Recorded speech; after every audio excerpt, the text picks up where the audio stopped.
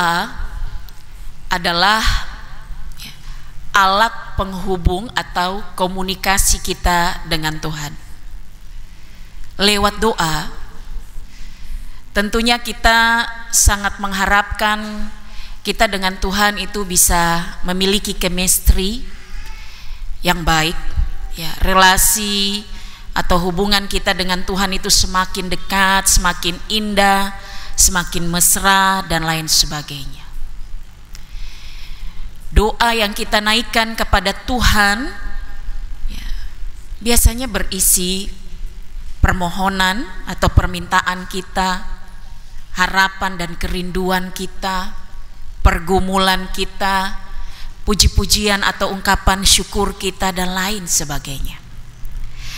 Saudaraku yang terkasih dalam Tuhan Yesus, namun yang menjadi catatan kritisnya bagi kita adalah doa yang kita naikkan kepada Tuhan dalam 1 Tesalonika 5 ayat 17 dikatakan di situ, tetaplah berdoa.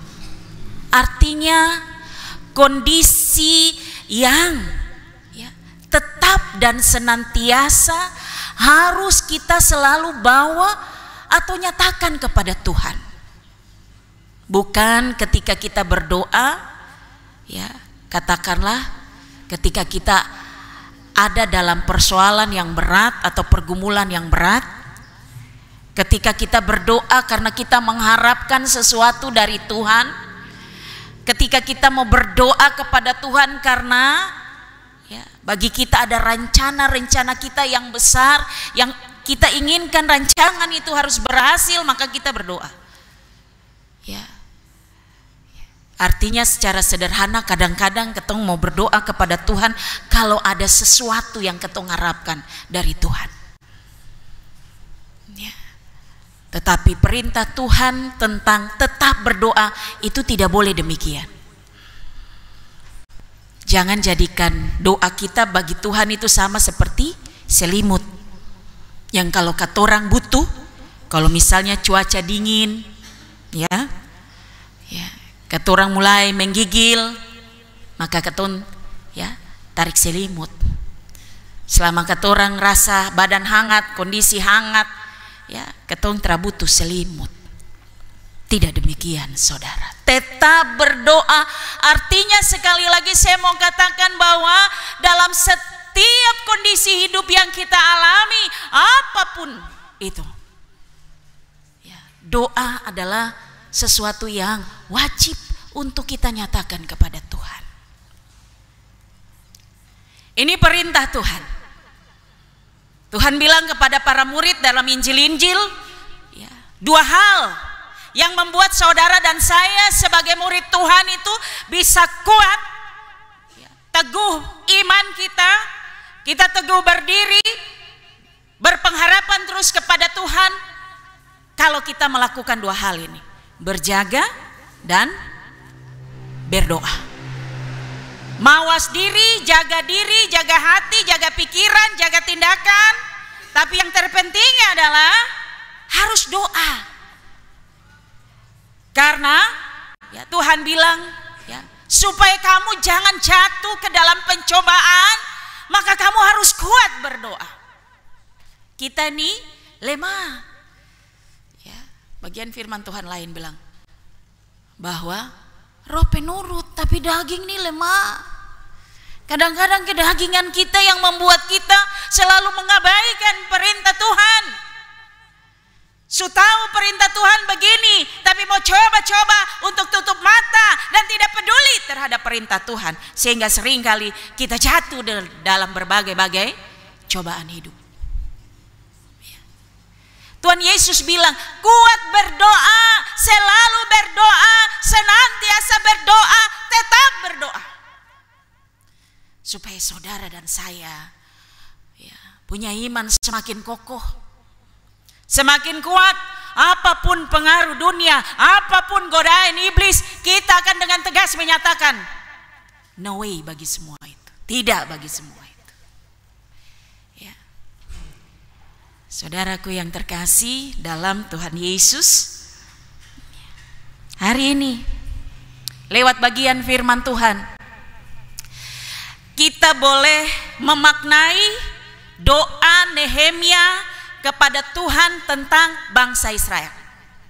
Pertanyaannya bagi kita, ya, kenapa Nehemia harus berdoa kepada Tuhan untuk bangsa Israel, bukan untuk dirinya?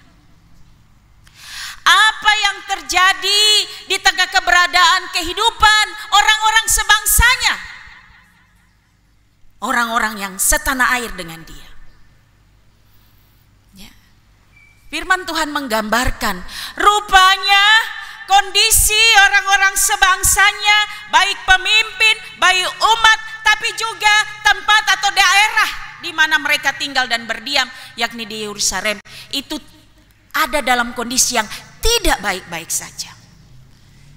Ada dalam kondisi yang penuh dengan derita dan tantangan. Lewat informasi yang disampaikan oleh Hanani ayat yang kedua, ayat 3 di situ terlihat bahwa Hanani ini sampaikan kepada Nehemia bahwa ada terjadi kesukaran besar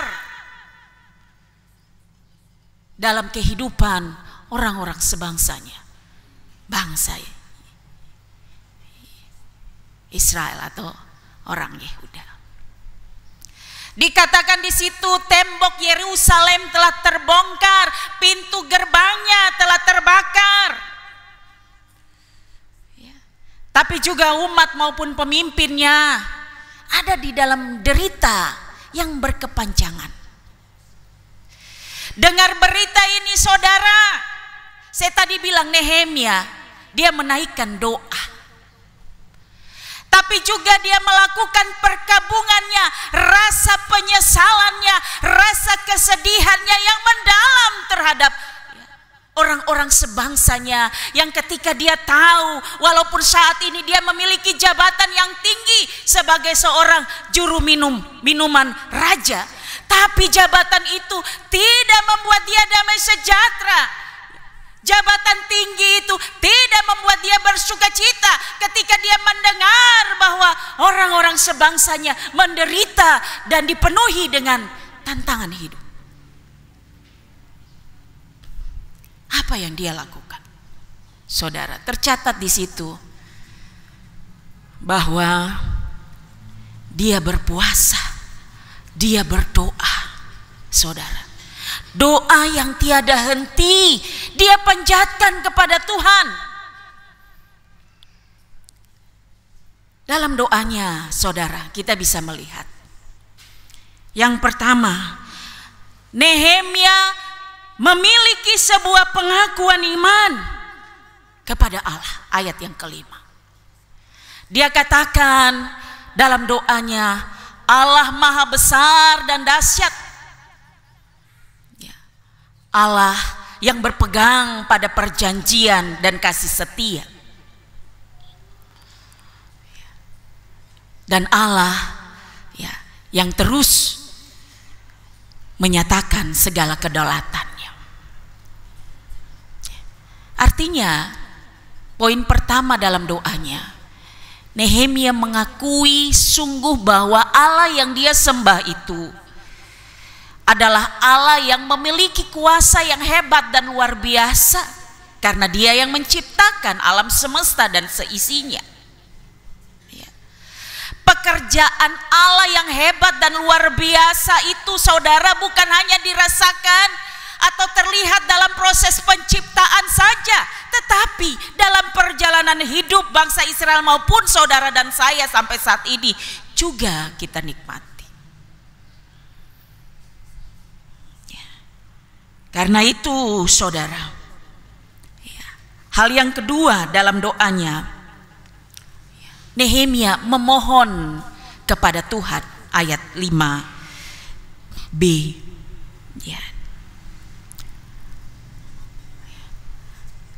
selain Engkau Allah yang besar, Allah yang hebat, Allah yang berkuasa, tapi juga Engkau Allah yang setia. Setia pada perintah-perintah, setia pada ketetapan, setia pada hal-hal yang Kau janjikan. kesetiaan itu Nehemia memohon untuk Allah menyatakan bagi saudara dan saya yang tetap setia melakukan perintah-perintah Tuhan. Yang ketiga, saudaraku yang terkasih, dia memohon belas kasihan daripada Allah. Ketika dia mengaku dengan sungguh dosa dan kesalahannya, dosa dan kesalahan bangsanya, dosa dan kesalahan akan para pemimpinnya. Dia mengharapkan bahwa Tuhan kiranya mau menolong, tetapi juga memulihkan keadaan orang-orang sebangsanya yang menderita pada saat itu. Ayat 8 hingga ayat yang ke-10.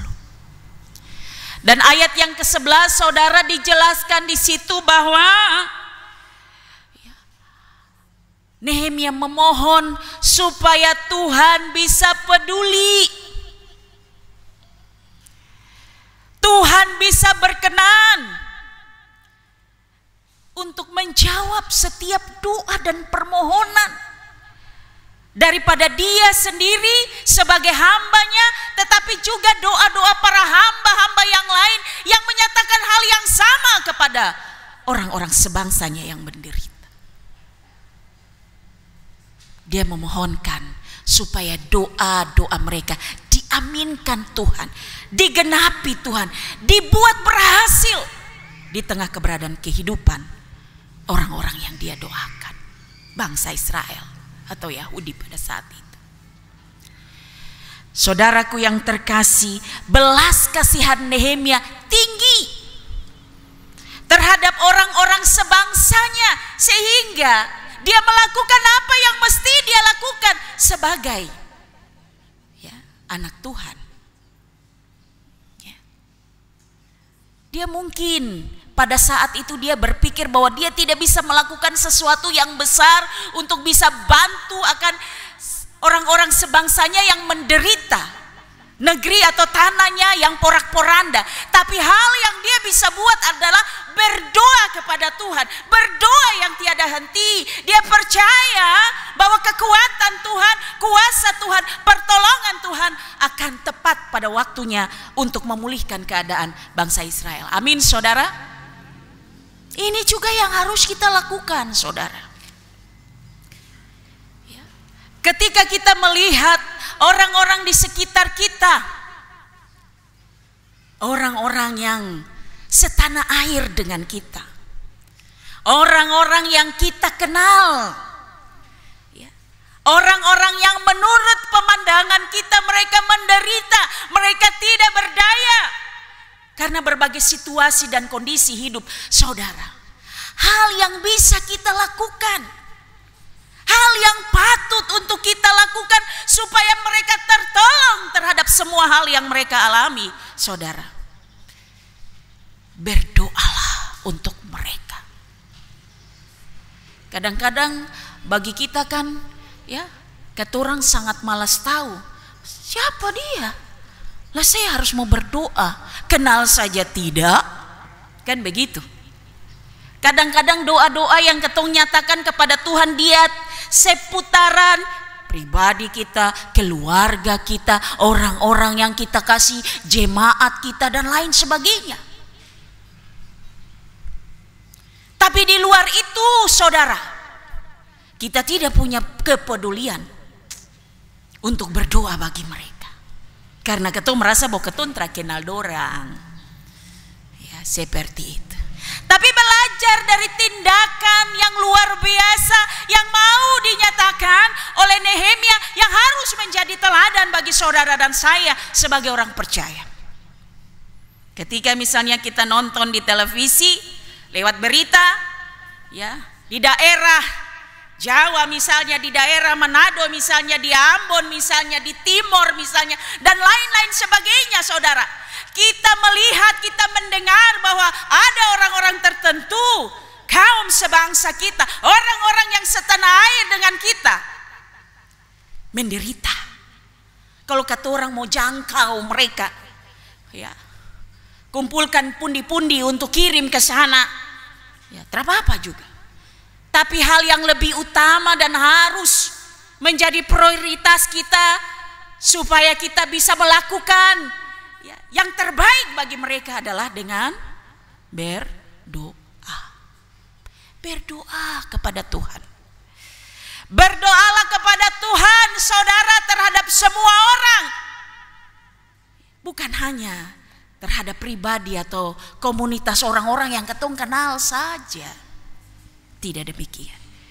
Tuhan mengharapkan kehidupan kita harus jadi berkat bagi banyak orang. Matius katakan, jadi garam, jadi terang.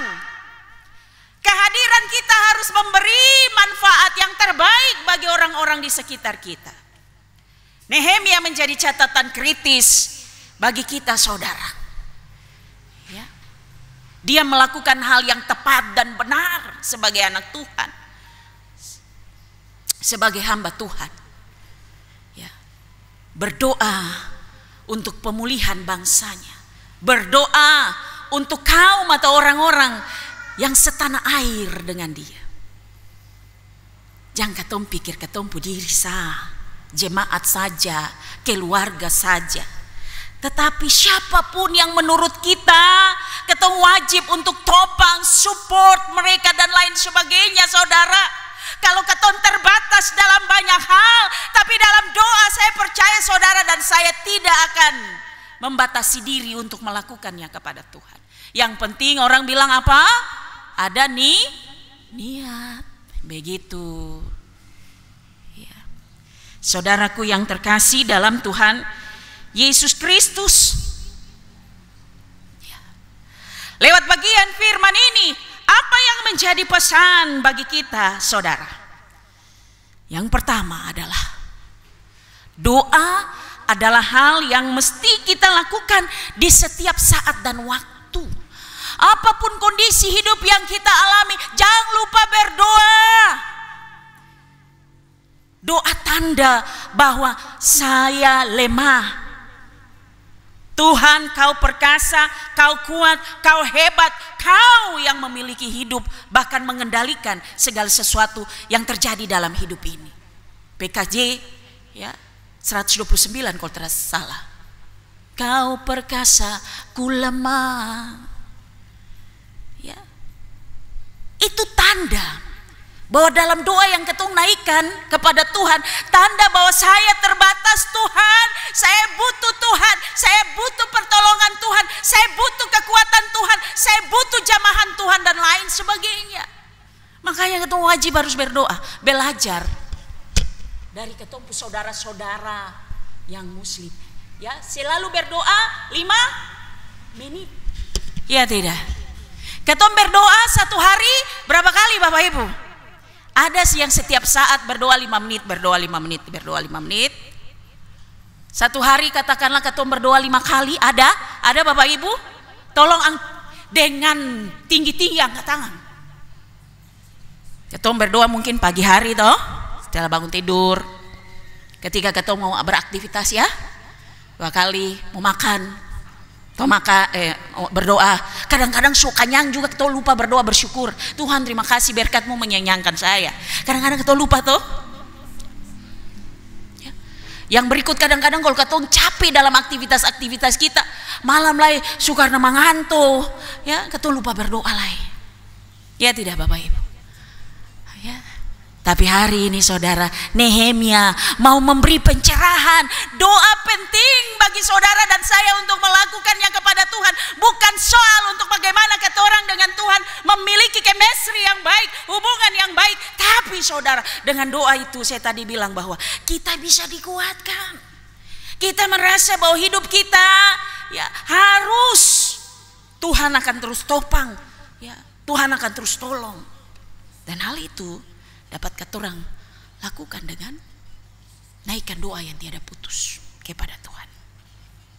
Yang kedua saudara, doa yang ketong naikkan kepada Tuhan jangan egois hanya untuk katorang, bahkan orang-orang yang katorang tahu saja.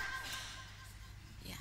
Nehemia dia memberi sebuah pelajaran yang sungguh indah bahwa mari ketong berdoa untuk orang-orang yang di sekitar kita yang notabene kalau ketong terkenal pun, tapi kalau ketika kita melihat mereka hidup derita saudara, hal yang patut kita lakukan yang membantu mereka saudara adalah berdoa kepada Tuhan. Karena Tuhan punya kuasa untuk tolong dorang. Ketong terbatas saudara.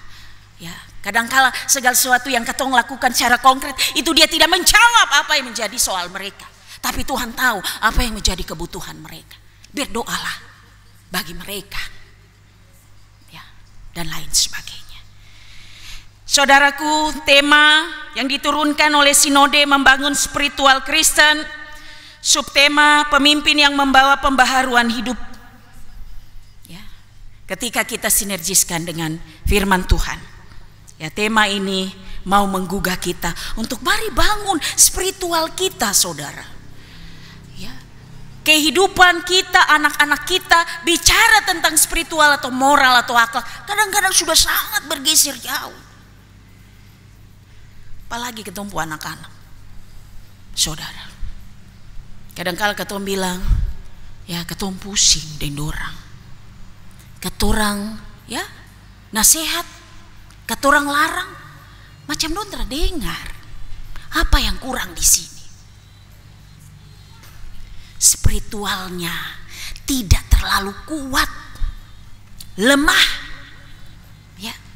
Dalam persekutuan ibadah kita lihat yang mungkin paling banyak adalah ibu. Tapi kadang-kadang maaf ya bapak-bapak, maaf ya adik-adik, ini saya bicara realita dan data. Kadang-kadang yang lebih banyak tinggal di rumah adalah bapak-bapak dan anak-anak pemuda. Bapak ibu nanti lihat kondisi pelayanan, ambil data apakah apa yang saya sampaikan benar atau salah. Ya. Karena itu sebagai orang tua, sebagai para pelayan, ya, tetapi juga sebagai orang-orang yang peduli terhadap perkembangan pelayanan atau perkembangan anak-anak kita, mari berdoa untuk mereka. Tunjukkan teladan yang baik, tingkatkan terus rasa keimanan kita, spiritualitas kita kepada Tuhan, saudara. Bukan hanya dalam mengikuti ibadah-ibadah yang kita sudah sepakati di jemaat masing-masing kita, tapi saudara yang terpenting waktu kita yang paling banyak adalah di rumah. Dorong suami kita, dorong istri kita, dorong anak-anak kita, dorong keluarga besar kita untuk mari bangun spiritualitas. Salah satunya dengan berdoa atau ibadah yang tiada henti kepada Tuhan. Saudaraku yang terkasih, beberapa waktu ke depan saudara kita akan